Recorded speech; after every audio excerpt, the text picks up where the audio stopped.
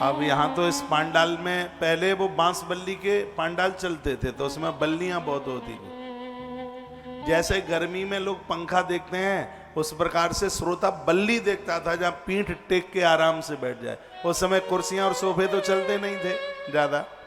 अब हम तो बहुत लंबे टाइम से कथा कह रहे हैं तो बड़ा अनुभव है इस बात का।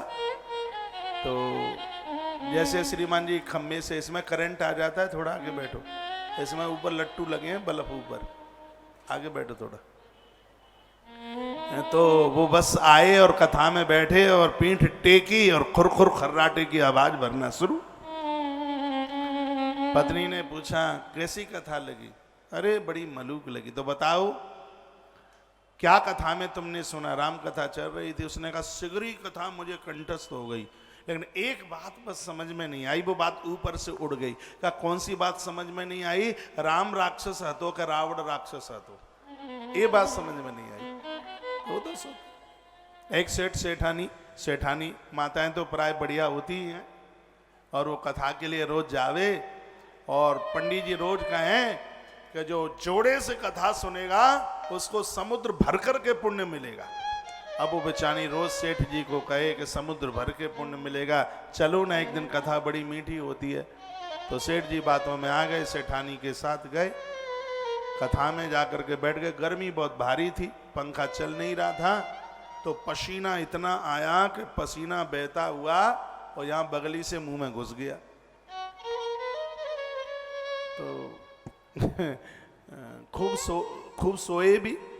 रास्ते में घरवाली ने पूछा कथा तो मीठी लगी। अरे छोड़ काई की मीठी, वो तो नमक से भी नुनखुरी लगी, पसीना मुंह में चले गया। समझ गई कि ये तो सोए हैं। तो उसने दूसरे दिन बिल्कुल पंडित जी की तख्ती के पास में बिठा दिया उन्हें, जैसे कथा चल रही यहां बिठा दिया और कथा चली। सेठ जी को नींद आ गई। कपड़े के दुकानदार थे, व्यापारी, तो सोते हुए कपड़ा बेचने को चले गए।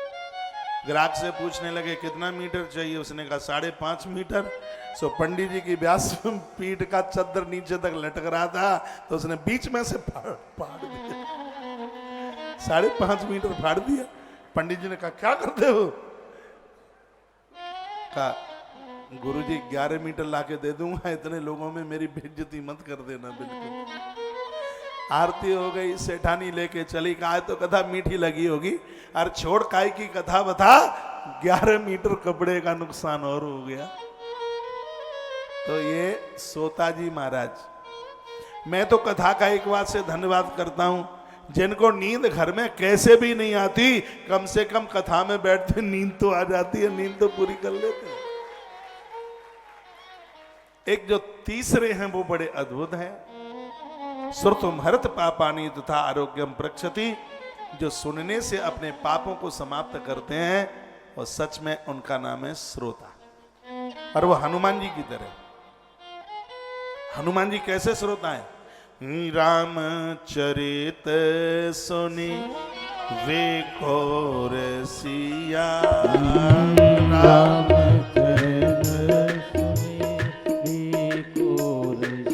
जो कथा सुनेगा भगवान उसके हृदय में आके पक्का बैठेंगे, ईश्वर हृदय में बैठेगा। हनुमान को देखिए, रामचरित सुनी राम लखन सीता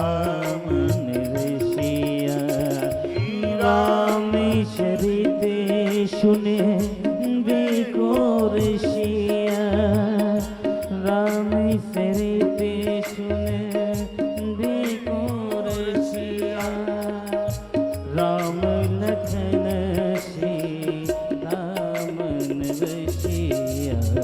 कथा को बड़े प्रेम से, बड़े स्नेह से सुनिए। तो यहाँ पर वर्णन किया जाता है, कहा जाता है कि शिव प्रभाव सम्मिश्रा शरणताम भक्ति वर्धनी। भगवान महादेव की कृपा से ही कोई श्रोता बन सकता है, क्योंकि शंकर जी सबसे बड़े श्रोता है। अगस्त महात्मा कथा कहते हैं, आगे आप प्रसंग में सुनेंगे, वह अपनी गृहिणी सती के साथ कथा सुनने को जाते हैं। शंकर कितने बड़े वक्ता हैं तो भी बहुत बड़े श्रोता हैं। जब तक वक्ता श्रोता नहीं होगा तब तक वो अच्छा वक्ता बन ही नहीं सकता।